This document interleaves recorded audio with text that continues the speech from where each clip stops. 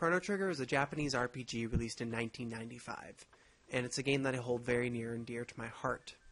In many ways, it's a very backwards-looking game. It takes old ideas from older Japanese RPGs and refines and polishes them to a mere sheen.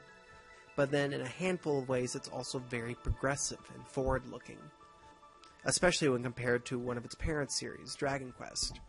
In Dragon Quest, the hero is almost always destined to take on the role of hero. They are descendants of great heroes. They inherit legendary equipment.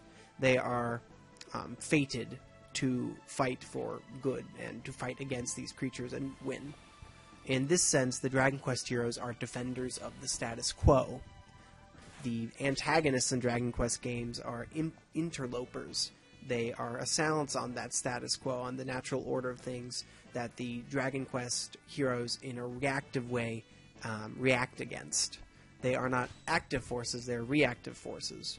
In Chrono Trigger, the heroes are actively fighting against the status quo. They are going against the natural order of things, as Lavos, the primary antagonist, has been a fundamental part of the planet for millions and millions of years, and as it turns out, has been fundamental in bringing about humanity. Without Lavos, humanity wouldn't even exist.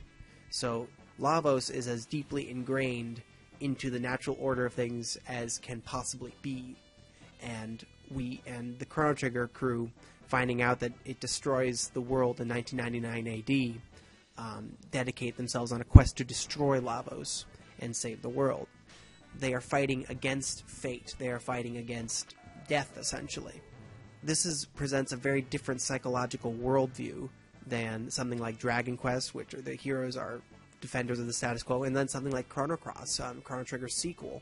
In Chrono Cross, the heroes, instead of making active choices, Surge is bounced back and forth by fate and other characters' whims throughout the whole game before eventually having his identity erased by the game itself as Shala begins talking over him directly to the player. That game is fundamentally different from Chrono Trigger and in many ways presents kind of a philosophical refutation to Trigger's ideas. But I find that Chrono Trigger, in presenting ideas like Luca's great personal tragedy and her triumph over that, and Chrono's death and the party's triumph over that, in giving us these characters who literally change these fates, it can give us a philosophical space to accept these kinds of things emotionally in a very different way than something like Chrono Cross. And which kind of brings us back to the title screen. The very first image of Chrono Trigger is the pendulum, the sweeping symbol of time's immutable flow being brought to a stop. And when we finally achieve the Chrono Trigger and find it, the time egg, the symbol of humanity's potential and will, what it does is bring time to a stop. Just like the pendulum.